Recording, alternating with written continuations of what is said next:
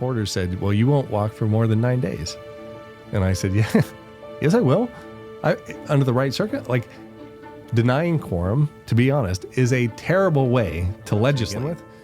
And then we built an expectation for conservative Republicans that we were going to kill everything in their minds, and then to have negotiated a return, disappointed people that they thought it fell short. I think it's fair criticism to not be in the building, to say you can't do this without us is terrible. But when the other side says, we don't care what your opinion is, we're not going to listen to you, we're not going to amend, and we're going to move this hyper-partisan piece of legislation that's not responsive to the people of the state of Oregon. No one was begging for this to happen. It really did feel like it was our only option to stop the train from just running over Oregonians. I can tell you the only way you know what the view looks like from this side of the desk is to have the job. And so I'm comfortable with the decision I made to walk.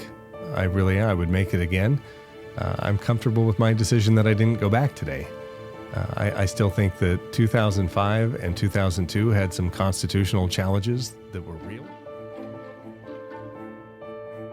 For being here, thank you for coming. I know we've been trying to have you come and share here at the studio for a little while. You've been really, really busy, and I really appreciate you coming on and making this time to come and speak to our community and help understand what's been going on the last couple of years, the year and everything else. Thank you. How are you? Of course. Well, thank you for having me. Thank you. It's a pleasure to be here. I'm doing okay. It's a little interesting time today, being the first day after 40 plus days of walking out of the session and denying quorum, taking a stand on a moral stance on what parental rights should be, a lawful stance on honoring the oath of office in terms of both the law that we swear to uphold and the Constitution, both of Oregon and the United States. So we had some challenges that pushed us to the point that we thought the only thing that made sense to do was to walk out and deny quorum, and that was our constitutional protest, which we have the right to do, which I would say, have the obligation to do in the face of an unlawful, unconstitutional, uncompromising session that we were up against. So today is an interesting day in that 5 of our members returned to the floor and provided quorum enough to pass 2 bills that I think we had significant challenges with. Mm-hmm. So. Well, thank you for sharing that. And the Slavic community has been very recently got involved, and it's very confusing what's going on. Kind of understand what's been, what is, how the bill even passes through the chambers and all that good stuff. So today maybe you can share a little bit about that and the importance of it. And before we get in there, I would like to also have you introduce yourself a little more and share a little bit about your story and what made you get involved to begin with. I think that'll help people understand what your background a little bit. Absolutely. And you've been around for a little while, and you started as a representative, right? Mm-hmm. And then now senator. And this is your second year, is that correct? First year as a senator. Yeah. And I believe this walkout that you guys did, you put your job on the line essentially because you were, and maybe it still is in many on ways. The line. Yeah. So that's we appreciate your sacrifice, and we'll definitely want to get that story out. Before we do get into that story, I usually have Yaroslav share a little bit for those listeners who may be tuning in for the first time. Who is Slavic? What exactly we do, and just really briefly, if you can share. I mean, again, for those who are tuning in for the first time. Yeah. Sure. Yeah. So we're a nonprofit, nonpartisan, but we do represent a community that's really conservative. We're about 4 years old. So we're a 4-year-old organization, kind of young, I think, in politics, but for the Slavic community, for some of us that have been here for 30 years, we kind of just realized that the Slavic community wasn't really voting. If you think the 21% that Oregon had in their last election is dismal, in the Slavic community, it was way lower. Mm-hmm. I think we had like a 16 or 17% registration rate just to get ballots. Right. And then the voting was probably even lower than that. So the first couple of years, we just literally tackled that. We went to every church organization that would let us in, and we did drives. We got a lot of people registered. Then the second issue that we kind of ran into is people are getting these ballots, but you've probably tried reading the pamphlet. Unless you're a lawyer, good luck. So we kind of started working with people, digesting, providing voter guides, working with different organizations, so we didn't have to kind of reinvent the wheel. We did that for probably about a good, second year, third year. And then we had people that actually wanted to go for smaller positions. We're not running for state higher positions, but we're like school boards. A lot of them are nonpartisan, just getting to know the process. We're not even really going for a win at this point, although Seattle had some really interesting candidates that ran. Right. But it's just, getting the Slavic community to activate, making people realize that the people that are working in that big white building are just people. I mean, a lot of them are educated, smart business owners. They have the time to do this, but also a lot of people, as we're finding out doing these interviews, is that these people are there not for any kind of benefit as far as financial or career-wise. It's literally people that are worried about what's happening in their neighborhood, in their county, their city, and the state in general, like in your case. So that's where we're kind of at. We're trying to get the community really activated. That's why your story, because you're rather young. I'm not going to ask your age in the public, but 46. You're pretty young, and you're in politics, and we're seeing a lot of young people get really interested in politics. Actually, this whole organization started from people that are like 30s average, that were like, whoa, what's going on? And the Russian community only woke up when all the medical stuff started coming out. So that's what woke up the whole community and whatnot. So we're really interested in, how you even got involved in politics. Is this something that started from like family? Where did you grow up? How many kids in the family and all that stuff? So my parents moved to Tigard when I was about a year old. And so grew up from the Bay Area. Okay. So my dad worked for HUD, for Housing and Urban Development. So he was a government employee, worked downtown, and moved to Portland essentially when I was a year old. And so grew up in Tigard, went to Tigard High School, graduated in 95. I'm 46. I was 40 years old when I got into politics, and I was looking around the room really young. Since then, there's been a little bit of a youth movement. There's a lot more young people that have come to the legislature. But, grew up involved in student government in school, grew up playing sports, just kind of very active in the community and in my church.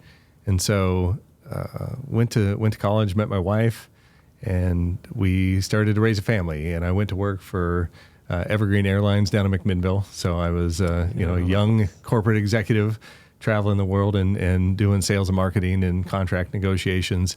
And so really enjoyed that, but got to the point where I was traveling so much, I wasn't able to coach the soccer team or go to all the basketball games. And so my wife and I found a small business out in her hometown of the Dalles.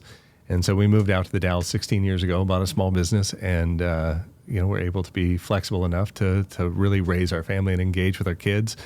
And I met a friend of hers from high school, a man, Tanner Elliott, and he was a city councilor at the time. And I said to him, "What's your political ambition? What do you want to do with this? Are you just interested in local politics, or do you have ambition?" He said, I think I'd like to be a state representative someday. And I knew enough about it to where I said, well, if you ever do that, call me and I'll run your campaign and I'll be your chief of staff. And he said, I don't know if they have those. I said, no, they do. They do. When was this again? This was in 2007. I met Tanner. And so at the time, kind of didn't think much of it. And a few years later, we revisited, and he said, if ever John Huffman, who was our state rep at the time, goes away, maybe I'd consider that. And so 2017, I walked in to my house. There's a newspaper. I started reading this article about how John Huffman had resigned because the Trump administration had appointed him to be the USDA Rural Development Director of the state of Oregon. So a little bit of bump in pay, to your point about how much we make. I think he went from like 26,000 to about 130. So not a bad gig for him. But so he moved on. I called Tanner immediately and I said, hey, this is our chance. Like you can do this. And he had 2 little girls at the time. Mm-hmm. And he said, my kids are just the wrong age. Like it's not my time. Maybe you should do it. And so my wife was sitting in the room, and I looked at her. I said, "Hey, babe, like Tanner says I should do this. What do you think?" And she said, "You should totally do it. Like, you're into this stuff. Like, Wow. You were involved. You were involved at some level already. So I was on the city budget committee because I had known Tanner, and he said, "Man, we could use somebody that understands business. You can come sit on the budget committee." And so I did that. And then, because it's got enough of experience of, wow, I see how government works. They waste a lot of money. They spend a lot more money than the private sector does to do the same thing. And I wonder what the state's like. And so when the opportunity popped up, I threw my name in the hat. It was an appointment process, so it had to be a Republican. So I was one of 5 people that went through a nominee process to replace John. And ultimately, I was appointed. And then I ran in 2018, then 2020, I won both those elections. Then redistricting changed things. And ultimately, I was kind of left without a home.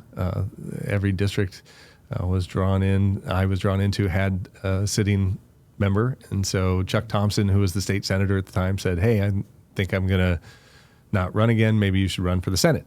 And so I did. But when I got down there, Dimitri and I met because I got involved in leadership, and we started talking about the Slavic community, the Russian Orthodox community down in Woodburn, and how many of these folks like share our ideals as Republicans that aren't engaged in the political process here at Oregon. And so we had great interest to see this community step up and register to vote first and foremost, but then engage. And we helped Anna Kostachev run for office.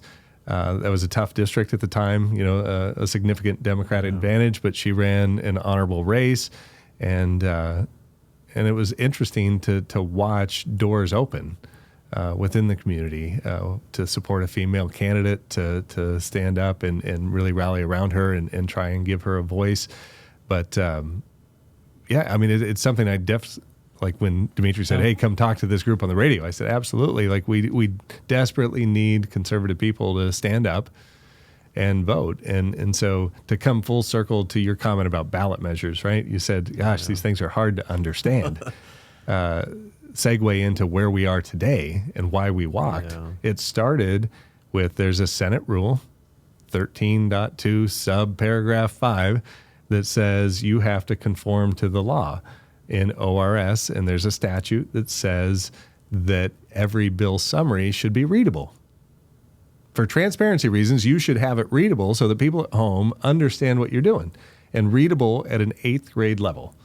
And so there's a Flesch-Kincaid readability scale. You can look it up on the internet and say Flesch-Kincaid readability scale. You can copy and paste paragraphs in there, and it'll give you a score. And the lower the score, the more complex it is.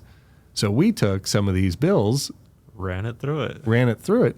And for example, House Bill 2002, I think scored like a 2. Wow. Which and that's means, out of, what is that, out of 10? Well, 60 is 8th grade. And so the higher the score, the lower the education you have to have. So to score a 2 meant you had to have postdoctorate education to understand what the summary. Can you repeat that website again? That sounds like a cool website. Yeah. Flesch-Kincaid. If you just look up Flesch-Kincaid readability, FLESCH, and then KINCAID, Flesch-Kincaid. So in Oregon, sorry, I'm from Vancouver. Yeah. I'm from Washington. So in Oregon already had this readability in statute. Okay. God, so it was in 3 places that we pointed to. It's in our Senate rules. It's in statute. And then it was also in the Constitution. The Constitution says, to the extent practicable, all measures shall be readable and avoid at all costs technical jargon. So the Constitution says, be transparent with the people. Don't do anything to where they can't understand what you're doing. The people should be able to engage in the process, and to do so, don't use your legalese, don't use fancy terms. So since I'm from Washington, I'm not really familiar as far as with that measure. How complex was this measure, and what was it for example? Just give us an example of the layout of it. And so the HB 2002 is what you're referring to, right? 2002. Which created a lot of the chaos, or started at least, right? Yeah, what was it about? Yeah. So House Bill 2002 for me really was the major issue of this session that Democrats had not campaigned on, but yet was part of a massive political move for them kind of a national progressive liberal move, not being responsive to Oregonians, but it was a bill that expanded abortion rights. We already have the most expansive abortion laws in the entire world. You can have an abortion for any reason up until the point of birth. So we don't need expansion of those laws. It affirmed that you had the right to transgender care, whether that be hormone therapy or surgery, and that you could do both of those things without parental consent on the abortion side at any age, and on the transgender side at 15. You can make that decision for yourself without your parents. Wow. So I want to, for our listeners who might not fully follow what's going on here. Yeah. So this bill that you're referring to, everything you said sounds terrible, but for a lot of the Slavic community, they're like, well, for us, we're not involved in that. It's not going to affect us. Right. But one thing that most people don't understand, this is all taxpayer funded. Is that correct? So, or in sure. Not in every aspect, bit, but to the challenge of forcing insurance providers to pay for it. So if it's not taxpayer, if it's an insurance pool, if you have insurance, you're paying into it. Right. Right? Because every expense that an insurance company has, they spread across every member within their portfolio. And so it may not be through taxation, but it's forcing payment if you're insured that you're part of that. And the state of Oregon is absolutely trying to move to a universal single-payer healthcare system. So essentially, all the stuff that wouldn't apply to them, we're actually funding a lot of this stuff. And I think that another aspect of HB 2002, there is also there's supposed to be some kind of abortion pills provided at all colleges at taxpayer funded as well. So the good news, if there is any, about what we amended in 2002, because some of our Republican colleagues went back today. HB 2002, the bill, right? House Bill 2002 passed today. So we had been denying quorum over this bill. They amended the bill significantly to remove the college campus portion, to remove the taxpayer-funded pills. There was a lot of that was removed. Removed investment in Eastern Oregon to try and invite people over from Idaho, and added what I'll call the Cedric Hayden Amendment, which was a significant amendment with respect to parental consent, codifying in statute that you have to have parental consent, and up to a certain age. Up to 15. 15. Up to 15. Before that, it was no parental consent. We thought we had it at 18 last night. We thought we got it to 18, and the compromise today was 15, which is where it has been here in the state of Oregon. So parental consent can only be bypassed now under this new law that just passed today, if there is evidence of rape or incest where there has been a crime committed on that child. But it also then simultaneously brings in those assault statutes and say, you as a provider are a mandatory reporter and you have to report that.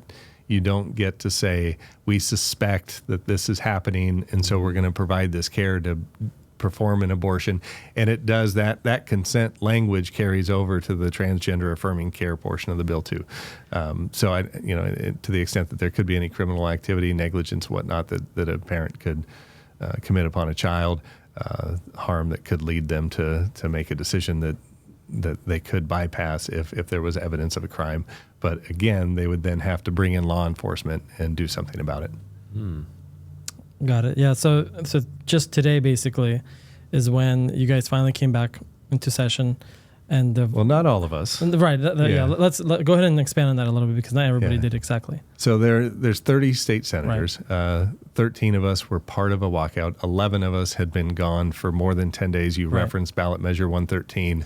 Can you expand that a little more? Exactly what that was and what it would do if you guys didn't come back in time? So ballot measure 113 is a little bit vague and ambiguous, but what the proponents believe that they intended it to do was to force anybody that leaves for more than 10 days with unexcused absences to not be able to run in the next election. The plain language of the bill that was put on the ballot measure says that I can't run in the election following the end of my term. Well, the election that would reelect me to the office happens before the end of my term. So the way I read the language is I can run again in 2026, elected through my election in 2026 to resume my office that I will then have expire in January of 27.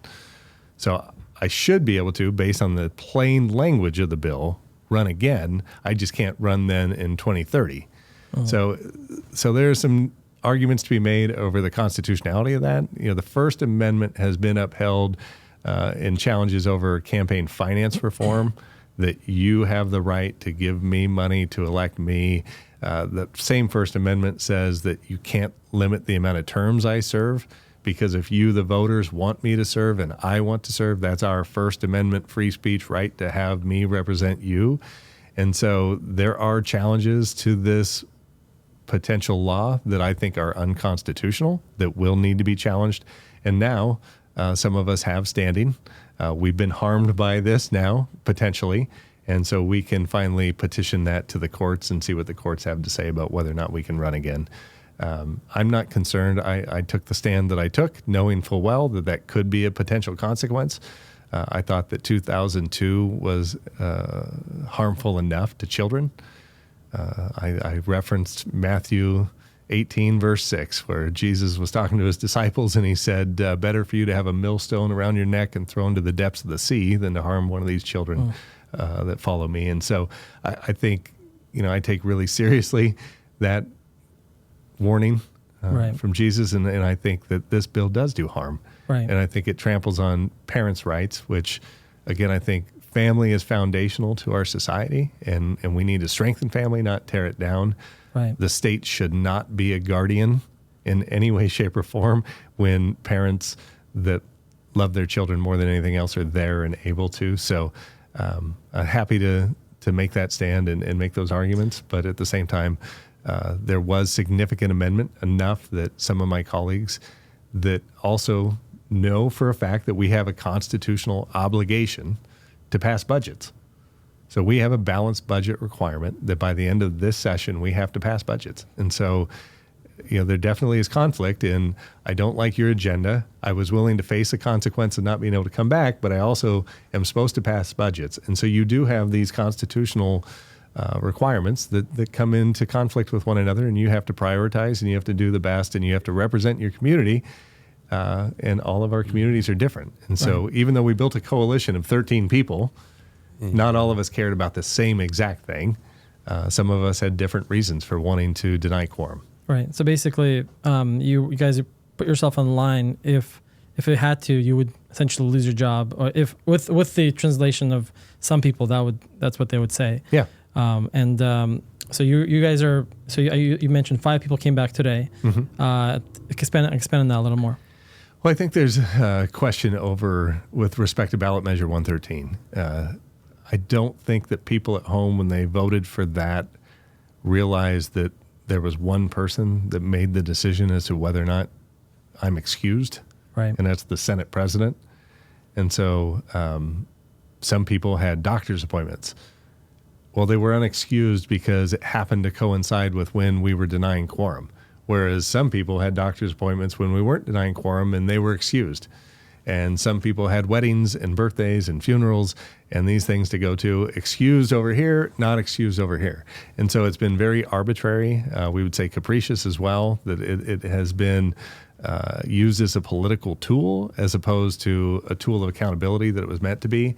And so when I swore an oath to uphold the laws of the state of Oregon and the Constitution, and we found this readability law and said, you're not abiding by it.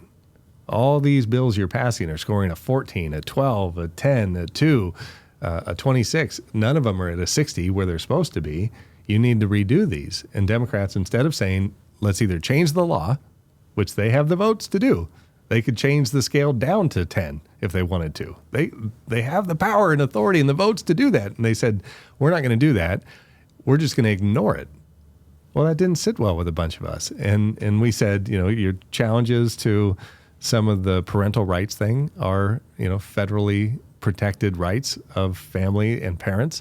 Your challenge to the Second Amendment are unconstitutional. And so we had reasons to say, not only are you unlawful, you're unconstitutional. And I swore an oath to uphold these things. So until you fix those things, we're not going to come. And so they finally are fixing those things. It's part of the reason why people came back. They've removed what they believed were unconstitutional provisions within 2002 and 2005, and they're reading bill summaries into the record that are at a flesh readability scale of 60. So they're accommodating the reason why we said we weren't coming, all the while holding us accountable to say you're unexcused, which you don't get both. You get one or the other, right? Either you tell us that you were right with the law and the Constitution and we were wrong to have walked out, or you accept that you were wrong and you make the corrections that you're doing, but you also then forgive our absences. Right. So a couple questions came up. Let me see if I can remember them. Yeah. So as far as you mentioned the moral portion of these House bills going through.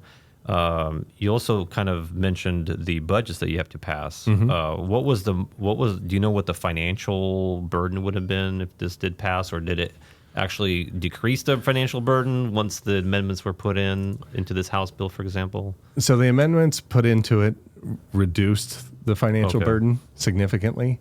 I don't think it had a significant impact on the global budgets. I mean, our budgets are to the tune of $140 billion for this biennium. Wow. So we do budget for every 2 years. So they're 2-year cycles. And it's significant investment that's taking place in the state. We do have things that people care about that we haven't mentioned. Infrastructure like the I-5 bridge. Oh boy. The CHIPS Act, that is federal money that if we invest locally, we get a federal match. Other significant investments, I have the Hood River Bridge and the Bridge of the Gods out in Cascade Locks and Hood River that are deteriorating and losing capacity as well. So we need investment there.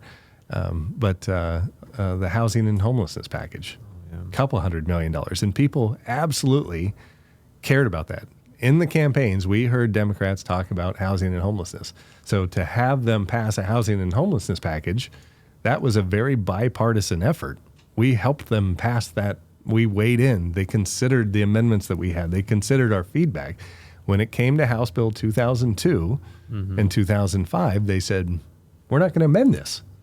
We don't care what you have to say. This is what we're doing. And I don't remember a single campaign ad where they said, we want transgender affirming care and unlimited abortion access for anybody at any age. Like, that was never something that they talked to the public about. And it's not responsive to the public. Nobody in the community is sitting at home right now begging for those things to take place. This was somebody's political agenda. I think it was a national Planned Parenthood agenda item to say, we want as many states to do this as possible. Can you do this? And the threat of ballot measure 113, I think, offered them some false sense that there was nothing we could do to stop them.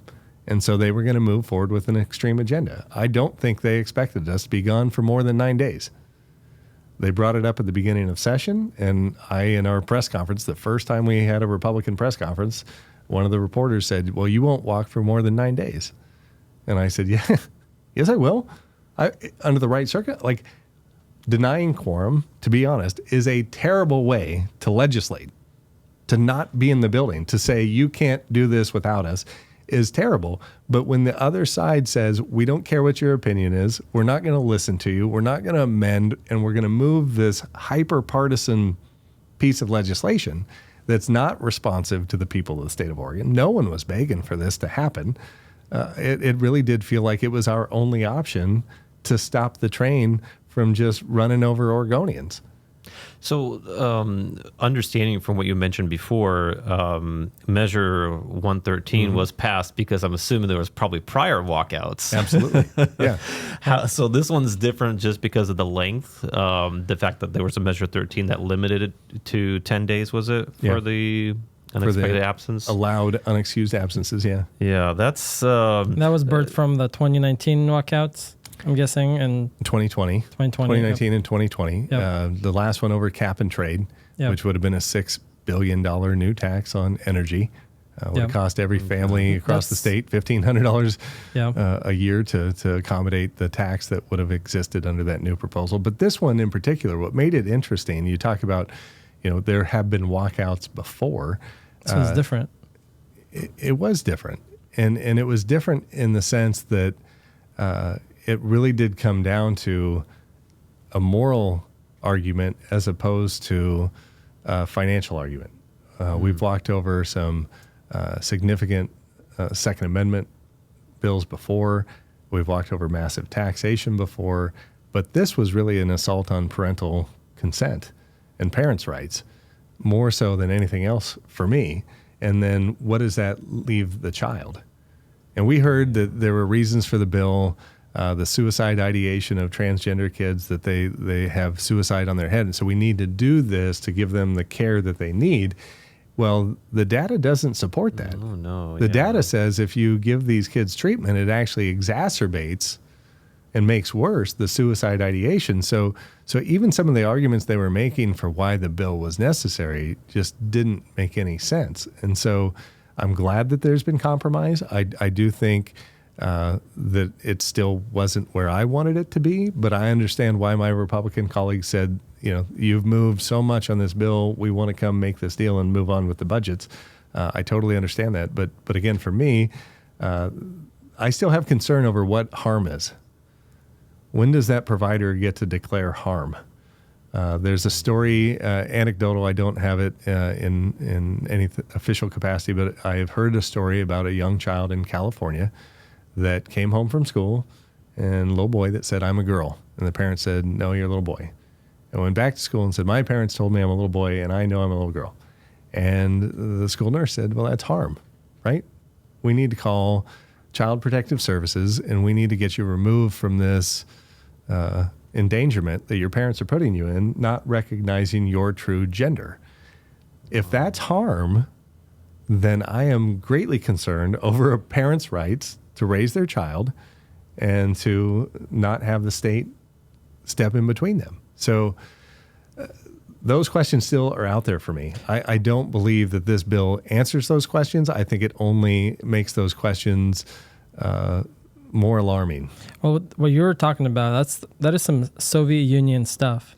I mean, I know Yaroslav always shares about some of the experiences that he had. I mean, you can maybe remind folks of. Oh, it was just, yeah. I mean, stuff that we had one of those incidents where, somebody with a red bandana would walk into the classroom and tell you, "Let's go, you're having this procedure done."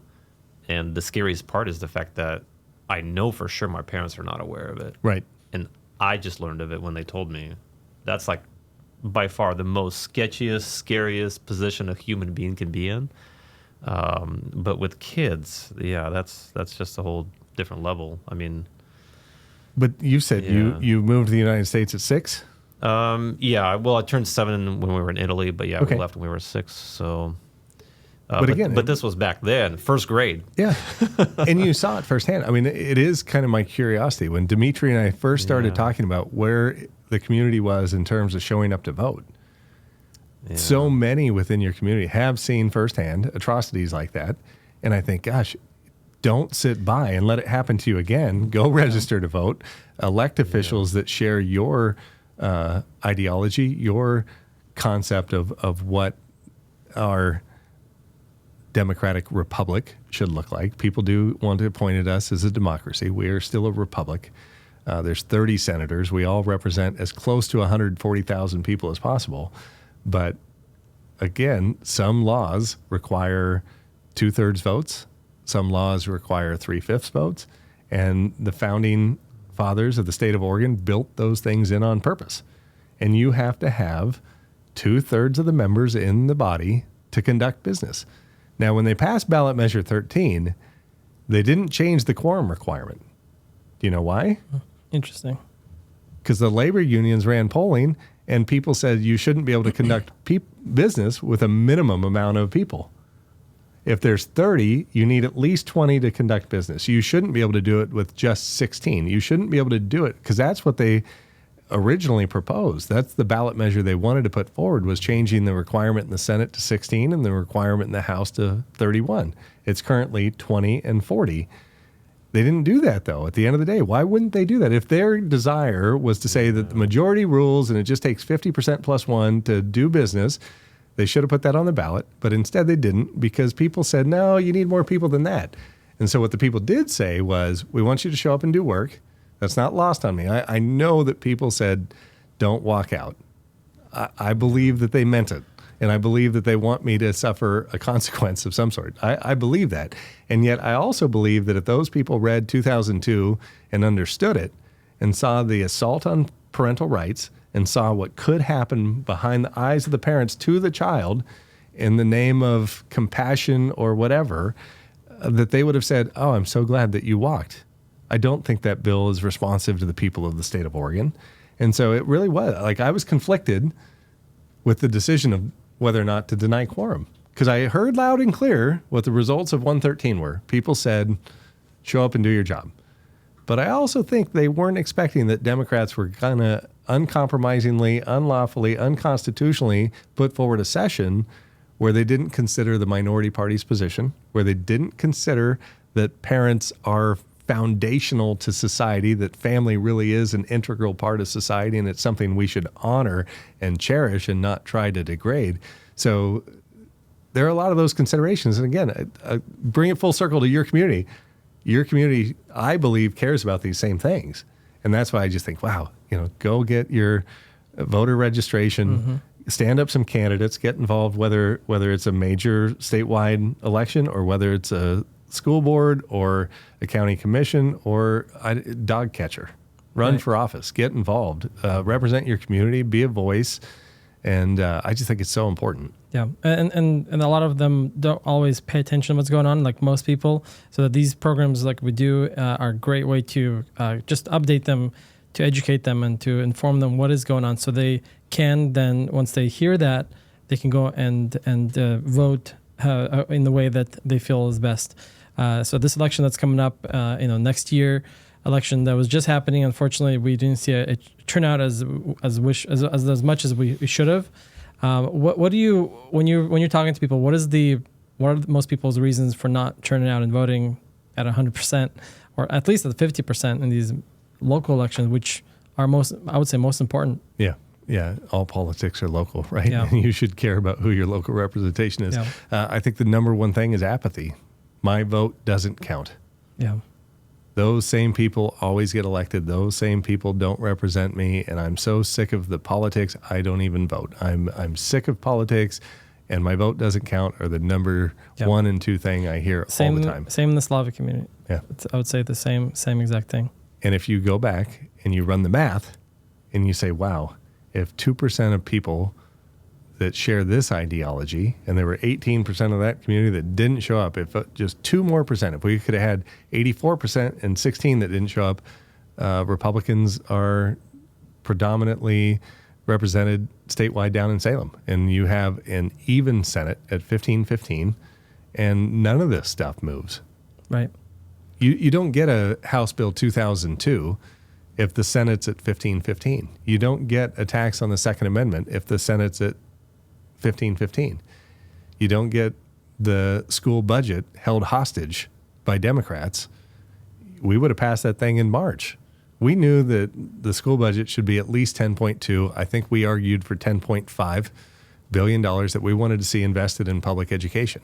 Democrats still haven't passed the bill because they want the threat to the community that the Republicans aren't doing this. And they're willing to shut down schools. Like, they'll take hostages and they'll take out the hostage before they accommodate your reasonable request. So it's an interesting place to conduct business. The challenge is on an individual basis. You ask who these people are, and I think you articulated this very well, is they're passionate about something that compelled them to be there. And they are thoughtful people. As individuals, they're very thoughtful people. I don't know anybody down there that's not there for a good reason. They've experienced something in life. They've seen somebody marginalized. They've seen somebody harmed. They've seen some investment that made a big impact, and they want to go down there and they want to duplicate that. Whatever it is, they're there for the right reason.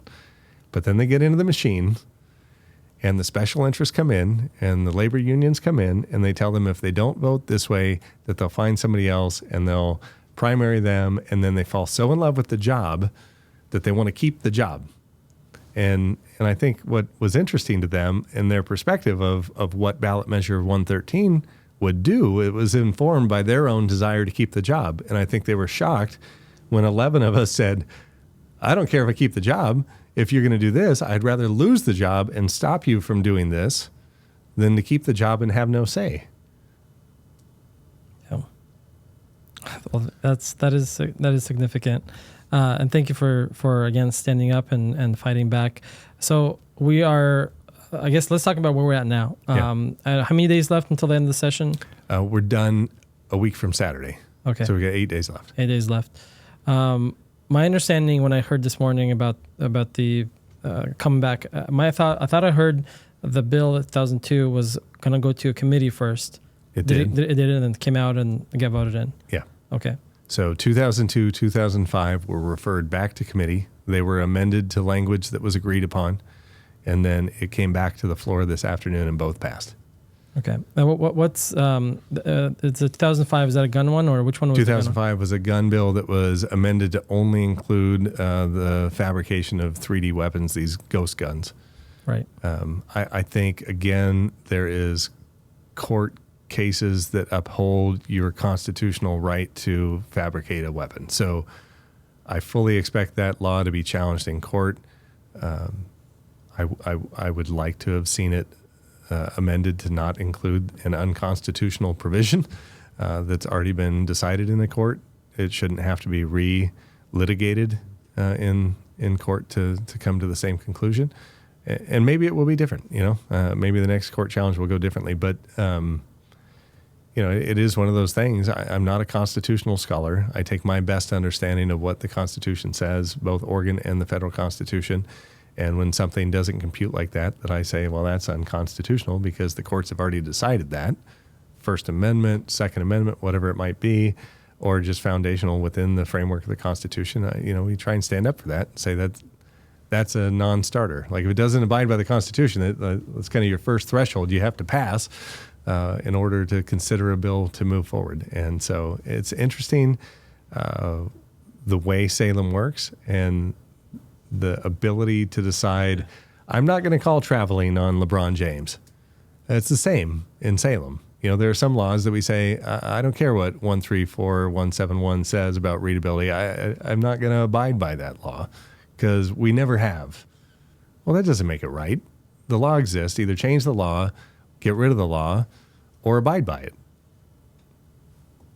So I have a question kind of going back to the whole readability setup, because with the Slavic community, like I said, a lot of the Slavics came over here probably starting from 1989.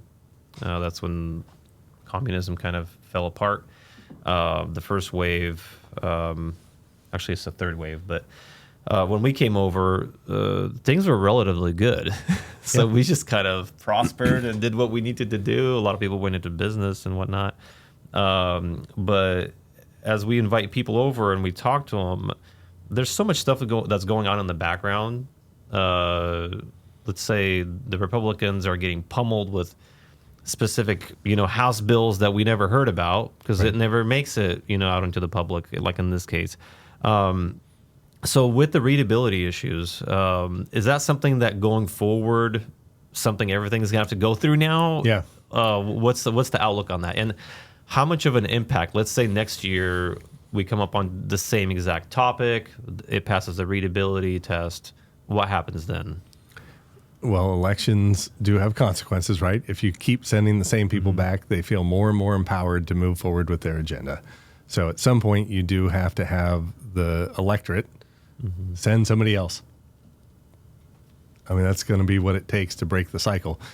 With respect to the readability and the commitment going forward, we have a commitment in writing.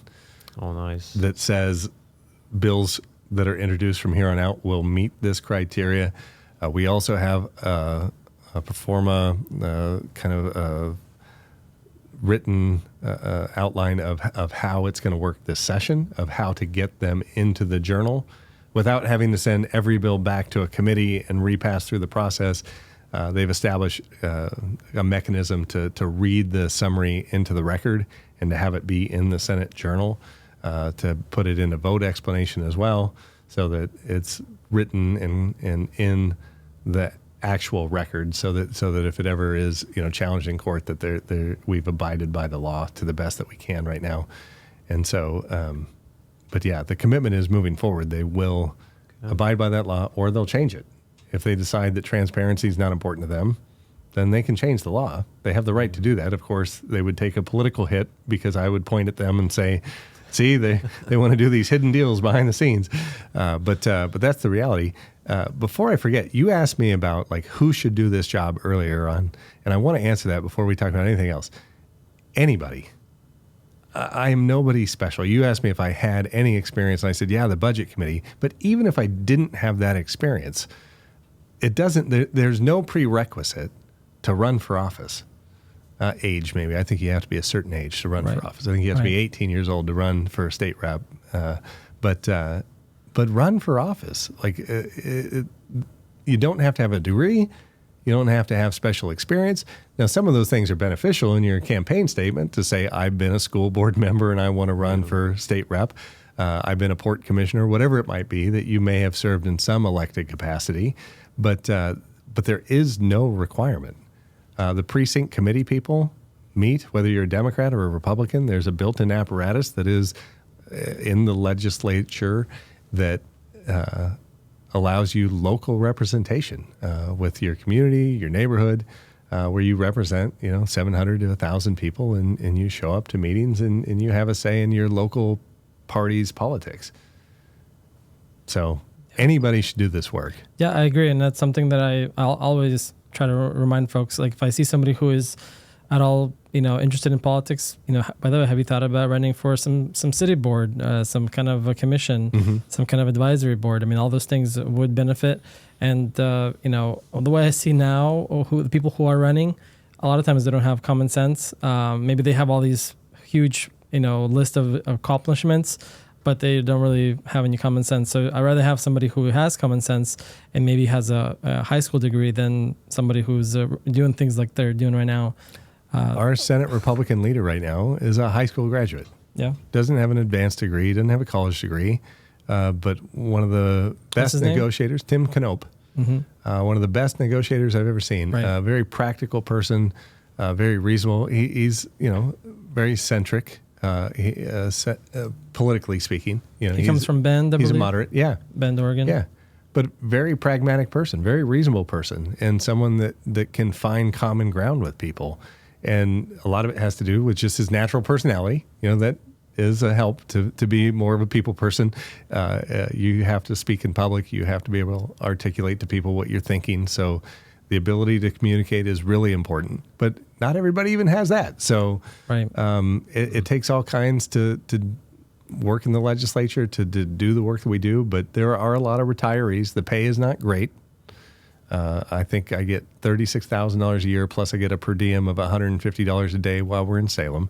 So this year, total compensation with some mileage reimbursement is probably around $60,000. So it's not nothing, but it's also, if you're putting kids through college or if you have other obligations, it's not, a tremendous amount of money, but it's fair pay for what we do. I'm only there for 6 months this year. And then I'm off for the rest of the year. After July 1, I go back for 3 days in September and 3 days in December. And yes, I still take constituent meetings. And yes, I still respond to emails. And yes, I still go on tours of, businesses or local farms or whoever invites me to consider something for the next policy year. But those are optional. And so you don't have to do that. We have moms that serve in office. We have dads that serve in office. We have grandparents. We have single people. Everything in between. Some people like me, I am a small business owner, so I own a business. I, go home on the weekends and I do payroll and work my business still. But, I just think people need to engage in this process before we lose it. Reagan said we're never more than one generation away from losing this. This is not passed down in the bloodstream. We have to teach our kids. We have to show them what democracy is and what, a democratic republic, what it takes to run that. And so I think whatever we can do to inspire the next generation to step up, and it does seem like a younger generation is starting to say, I want a voice, I want to say. And I think that's fantastic. Right. Thank you. We're coming close to the end, unfortunately. Yeah. I know you have to run, so I'm not going to keep too much of this time. I did have a few questions that came in that I wanted to just bring up. What's the update on, there was and I'm not too familiar with this other than just knowing what it is. The kicker, was that part of this whole thing as well? Yeah. What's the latest? So we on the maintain the kicker. Oh, awesome. You're going to get all $5.5 billion. Can you explain that back. a little bit more? Yeah. So the kicker is it's a mechanism built into the state budget process where we forecast revenue. So we said there's going to be $120 billion that will come in, and that's what we build our budget to. If we go over 2% beyond that, then it goes back to the people. So if we collect $130 billion, the people get the money back. You don't just spend the extra $10 billion. You say, this was your money, we budgeted for this amount, and we live under the constraints of a balanced budget. Democrats absolutely saw that $5.5 billion, and they said, I'd love to spend that. I want to build the I-5 bridge. I want to build the Hood River Bridge. I want to invest in homelessness. I want to invest in the LIFT program, like all these different things that Democrats love. They want to put $1 billion into firefighting. And some of these things are worthy investments. But the reality is we live under the constraints of a balanced budget. We told the people how much of their money we were going to spend. And just because there's some extra doesn't mean we should spend it. We should give it back. We had a budget that we were okay with, and we were living within that framework. And so that's what the kicker does. It stops government from just growing to the extent that it can, and it really creates that one mechanism for accountability, a budget constraint. Right. So that basically every Oregonian who pays taxes will be getting a check sometimes this year, or when is that approximately? So is there a timeline? Now, in fairness, Dimitri, I don't know the answer to that. So the kicker has come back normally to people in the form of a tax credit. Oh, that's right. Okay. So in your next tax season. So if you give people the money in the form of a check, it costs the state a couple $100 million in, because the state doesn't always have the cash. So they've got to give you the cash back. They have to borrow the money to give to you. So if they give it as a tax credit, it actually saves taxpayers money. Right. So that's right. I remember that now. Yeah. So I don't know if it's coming in the form of a check or a tax credit. That's right. I think that's the latest I heard. So next year, when they're doing taxes, that's where they can basically get a tax credit. Correct. Written. Okay. Yeah. That makes sense. That makes sense. Perfect. Thank you. So that remains. Mm-hmm. Was that voted in part of the budget? Part of the negotiation okay. of the framework of what we have agreed to, and have had signatures from leadership saying, yes, we agree to this. Okay. Awesome. Yeah. Awesome. Remind us, what's your district exactly? Because a lot of folks are probably wondering, where is your constituents? Yeah. So I live in the Dalles. My district runs from Canby in Clackamas County, Beaver Creek, the backside of Oregon City, out to Sandy, Boring, up to Corbett in East Multnomah County, and then all of Hood River County and into the Dalles. So it's 140,000 people over 3,000 square miles. Yeah, and with Mount Hood kind of pegged right in the middle of it. Right, and I know when I was helping some folks fill out their ballots in the Slavic community, you were on the ballot, so there's definitely plenty of Slavic constituents that would be voting for you and did vote for you. So that's so I'm hoping some of them are listening today, and I like what they're hearing as well. So yeah. So the good news about your situation now, like last position you had to start campaigning again. Every 2 years. Now you can relax a little bit and not have to worry about the campaigning again. Well, I'm involved in leadership, so I'll be helping recruit candidates. I'll be helping fundraise. I'll be helping people go door to door. I'll still be helping with the campaigns. I just won't necessarily have my name on the ballot this time. So so that gives you a little bit of a breather. Yeah, exactly. And that's what's interesting about the House races. Every 2 years, it seems like it's so fast. And absolutely. And Tracy Kramer, who just won, she's been doing great work. And that's the race we were talking about previously with Anna Kosachev. Yep. That was a very surprising win for me. I was very excited to see that. Yeah. And she's been doing great. So I hope she is successful next time around. Yeah, I think so too. She's doing fantastic. She's picking up on how the building works and how the process works. You know, how a bill becomes a law is important. We didn't get into that, but if we ever come back, we can talk about that, because it does have to go through both chambers and then signed by the governor, and there's a whole process in between. So we had Senator what's his name? He was on here a couple times. He went to depth on Linthicum. That's right. Yeah. He came on and he shared quite a few things and went into the Constitution. So we did some of that already, but we'll definitely have to do a reminder as well. And that'd be great. And I think we have a little bit of time to. I know there's some criticism. I wanted to give you some time to maybe address some. If you heard of any criticism, some of the things if you want to talk about. I think one thing that people are not hearing is that not all the senators came back. You were one of them that didn't come back, and others. So I think it's fair for people to understand that. And if you have a little bit of time to share what you have on your heart. Yeah, and I think it's criticism from every front. Right. Like, we upset everybody. Yeah. We upset liberal progressive Democrats that said you should have never left to begin with. And then we built an expectation for conservative Republicans that we were going to kill everything in their minds. And then to have negotiated a return, disappointed people that they thought it fell short. I think it's fair criticism. I can tell you the only way you know what the view looks like from this side of the desk is to have the job. And so I'm comfortable with the decision I made to walk. I really am. I would make it again. I'm comfortable with my decision that I didn't go back today. I still think that 2005 and 2002 had some constitutional challenges that were real. Wasn't just in my mind. It wasn't just an excuse not to be there. Like, I swore an oath to uphold the Constitution. And I also felt this moral obligation to protect children. And so I made the decision not to be there, to deny quorum, to allow for the space to negotiate a negotiated compromise.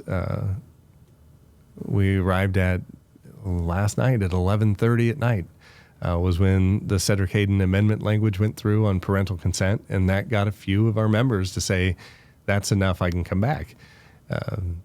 We all represent our own communities. Like, you asked me where my district is. The other 12 people that were part of this, they would describe their communities completely different. Some more conservative, some very purple, some even slightly blue districts, slightly Democrat-leaning districts. Tim Knope is in Bend. It's a relatively liberal area, and he's got to be able to justify his stance to walk out. And if we had said no to this deal, he's got to justify that too. And as the guy negotiating it, I think he really did believe that this was the best the deal was going to get. And he wanted to pass budgets, and he wanted to have a lawful constitutional session. And I think he thought that we got there. And so, I don't begrudge my fellow members for making the decision that they made to come back. I think they made the right decisions for them. And I don't think they're mad at the 8 of us that said, it's not enough, we're not coming back. I think the question now is, what's next on the agenda, and can the 8 of us find a way back into the building? I want to see, again, what happened today in terms of how they met that legal standard for readability. I want to make sure that they are abiding by that. I don't believe there are any other constitutional challenges that I have with what's left on the agenda, but I'm going to be monitoring that, and I'm going to go back and participate as long as I think it's lawful and constitutional. And I'll vote no a lot. There's a lot of things on this agenda. There's a lot of this budget money that I don't agree with. I never expected to get my way 100%. That was not why I walked. I didn't walk so that I could be king of Oregon. I walked to make a protest that said, what you're doing is wrong and it needs to be done right. And so now that they perhaps are doing it right, I want to confirm that. But if they are, then I'll come back. I didn't want to vote on 2002. I still think that bill should have died. So today not being there, my protest was that bill's moving. I don't think that's the right thing for Oregon. I don't think that's the right thing for parents. I think if it were on a ballot, which is what I asked them to do, put this thing on a ballot, and I'll send it to the people, and you'll let the people decide. And they wouldn't do that. Why wouldn't you do that? You either know it's not popular, or you suspect that you're going to have to spend a lot of money to convince people that it's the right thing to do. And they didn't want to do that. So I still think I had the right stance on that bill. And yet, with what's left on the agenda, I think I can go back and articulate my reasons for voting no on a lot of things, and even supporting a few things. There are some things left. There's a small farm tax credit that I think would be awesome to pass. It would help the community of Hood River and the Dalles with some small farms, East Clackamas County, East Multnomah County, where some of these small farms exchange hands from generation to generation. This would be tremendous for them. So I do think there are some important things left to be done. The funding of the bridges, I think, is integral to the success of our economy. So there are reasons to go back.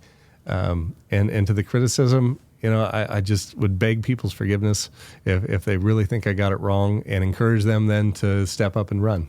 If you think that you've got a different perspective that's better, participate in the process, vote for somebody else, run against me yourself. I think all those things are viable options. And call me, text me, email me. Like if you want to have the conversation, I've had a few people just call me names. Hey, bad words you and bad words this. And if that's what your 2 cents, if that's how you want to spend your time, I'm probably not going to respond. If you send me a thoughtful email that says, I looked up the constitutional provision of this, or I looked up statute and what it says about that, and I want to understand this better, I'm going to respond. The name calling, not so much. But if you've got something thoughtful to say, email me, call me. I literally will talk to you and figure out what you have to say and whether or not you're right. And I'm not above saying I'm wrong. If you think I think that I bat 1,000%, I know I don't. I know I get stuff wrong. I do my best. I try and be as informed as I can and make the best decision. But nobody bats 1,000% down in Salem. Well, I don't think it's fair for anybody to criticize you and the 8 that didn't come back. So I think it's fair to, if anybody does going to criticize, it has to go towards the 5 that did, and looking at the whole situation in whole. So thank you for sharing that. Could you quickly just remind us? So HB 2002 passed, like the gun bill that passed last year, or we went through the ballot. Ballot 114. Was this? And I'm guessing this is going to be challenged as well. And do you think there's going to be a significant amount of challenges to actually stop it or to slow it down? So I think House Bill 2005, the one that dealt with the ghost guns, I do think it will be challenged in the courts. Okay. I don't know if it'll be Oregon Firearm Federation or the NRA or a private citizen that will lead that charge, but I think somebody will. 2002? 2002, there's a challenge. Section 48 deals with some interstate considerations for liability and for medical providers that I think violates the Commerce Clause in the Constitution. So I would not be surprised if 2002, or at least aspects of it, get challenged. You think Oregon Right to Life, do they have any interest in challenging it?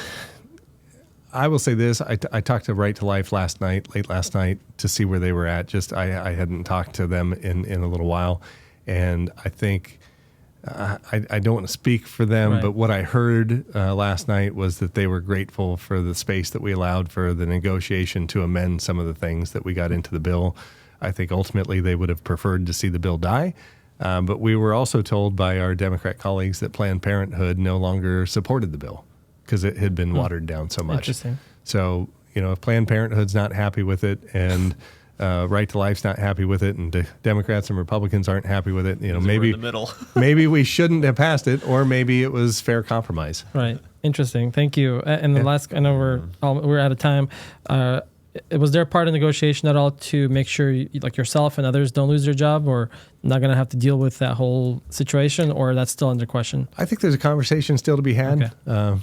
I know I'm going to talk to Senate President Wagner tonight and just try and get his perspective directly instead of through, other intermediaries. I'd like to hear from him why he's made the decisions he has, so that I can understand. And there is no due process right now. Again, I think people would like us to be able to not just have one person make a potentially arbitrary, capricious, politically charged decision, but I think they'd actually like to have some sort of accountability process built in, and there doesn't exist one today. So we'll see.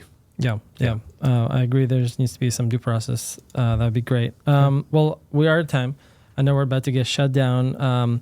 I'd like to remind our listeners that we did get into a lot of partisan conversation. I just want to remind our folks we're a nonpartisan organization. The issues that we did discuss, it is a very subject that community is very passionate about, and these are the things that we talked about to clarify and educate the community on what's going on. So I just wanted to make that disclaimer. And I'm just partisan. It's just me. Thank you. So thank you for our listeners to tune in. Yaroslav, any last thoughts? If you want to take just 30 seconds, 1 minute to address the community, any thoughts you have, final thoughts, and we'll take it. We'll end. I think I've said it. I hope the community shows up. Yeah. And again, I literally don't care if you vote for Republicans or Democrats or independents or run yourself or become a libertarian, whatever it is. But I do think that our way of life here in the United States is currently under attack, and that the political landscape has become toxic.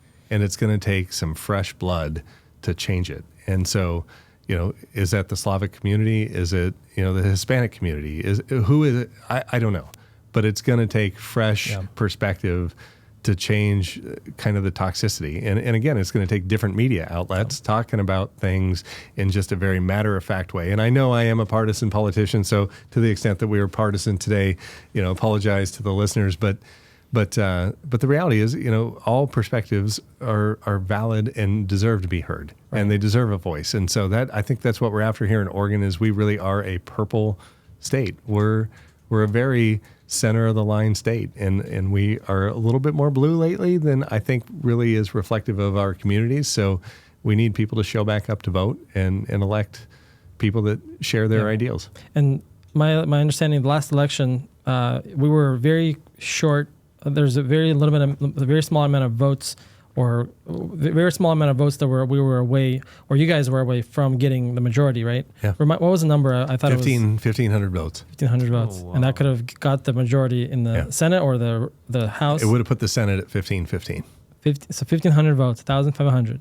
That is at one county that the Slavic community lives in. If they voted, we could have had a different outcome. Yeah, the margins today. Always kill us. That's like... I want to remind Either on again, a smaller 1,500, scale. 150, 150 голосов. This is what we were short of. You guys were short of getting. It frustrates me. The turnout needs to change. Thank you very much. Thank you, Slavic family, for allowing us to be on this time. Thank you, Senator, for allowing us for coming on and Thank sharing. you so much. I know you came far away from and in traffic and you were probably at the Capitol busy there, and so thank you for your time. I really appreciate it.